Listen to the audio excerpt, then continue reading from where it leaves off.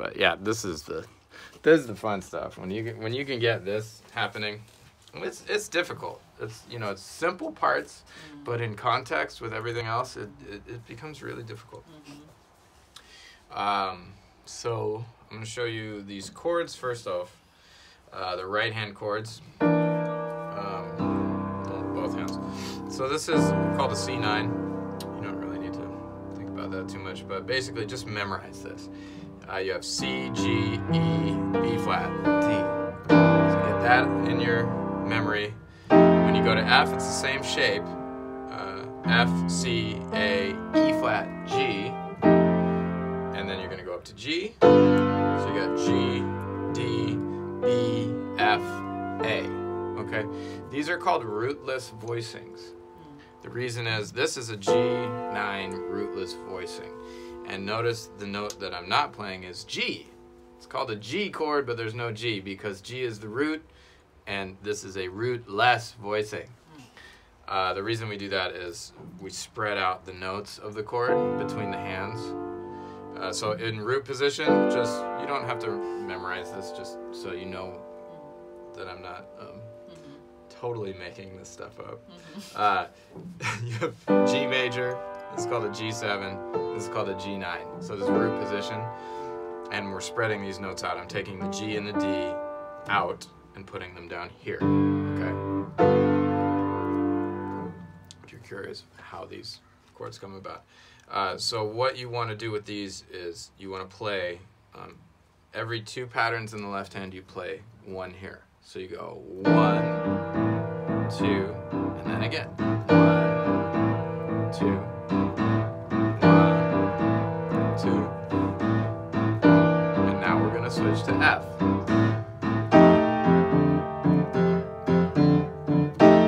And then back to C.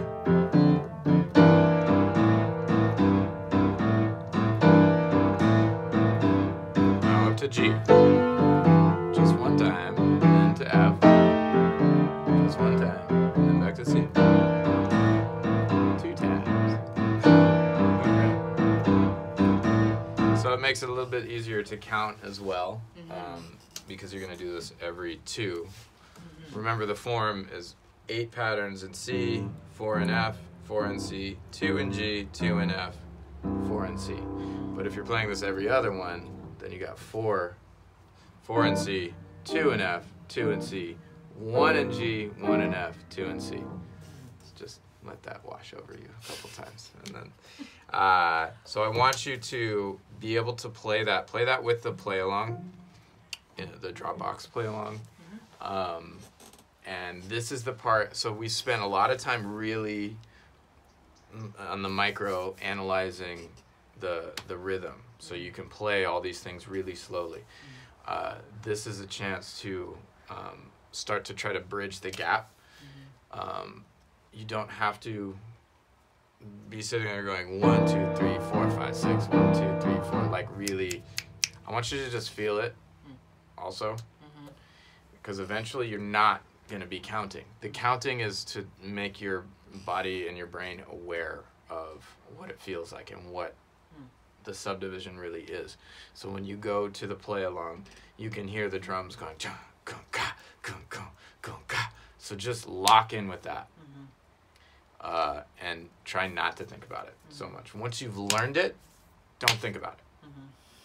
I know it's really, you'll get it. The more of this stuff you do, you'll understand what I'm talking about. And then like in doing that exercise right there would make my brain understand, because just now when we were doing that together, like my brain fell apart because the coordination, I was like, I didn't get it. I was there, I saw it, I witnessed it.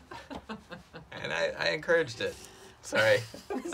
I'm not a sadist, but I have to push you off the cliff a couple times. Yeah, it's cool.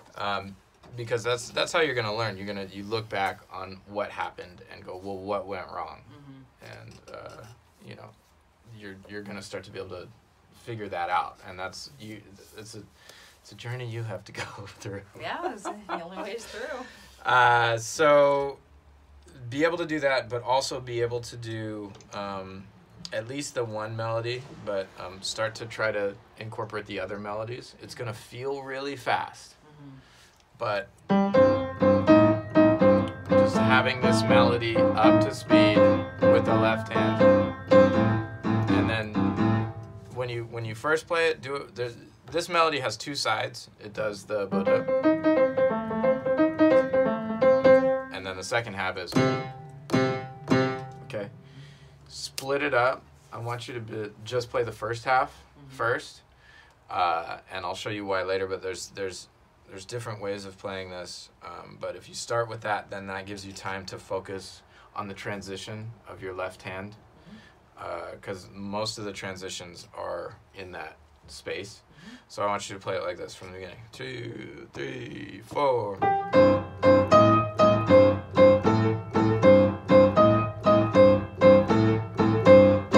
And you wait. 1, 2, 3, 4.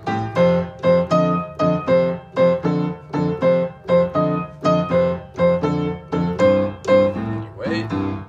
Go. 1, 2, 3, 4.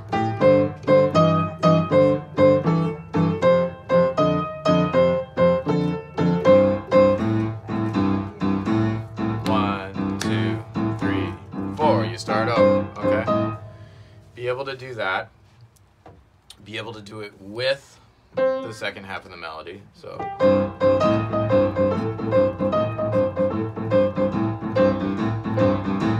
Okay. And then also be able to do it with the chords. Okay? And with the play along just keeps looping. So your task right now is to be able to switch back and forth between those without stopping. So between the chords and the melody? Yeah, between playing. The left hand never changes. It's just going. So we're learning the left hand by putting things against it. You know, different perspectives of the same thing. It'll feel different. It'll look different to your brain. But that's how you learn it. So, for example, put on the play along and start with the melody. Go through the whole tune with just the melody, and then without stopping, at the top of the next form, you're playing chords. Right? And then the next time, when you go through the whole thing, the next time, play the melody again. So go back and forth between transitioning between the melody and the chords, melody, chords, melody, chords, until it feels natural. Because I'm going to show you how that fits in with everything else. Okay. Okay.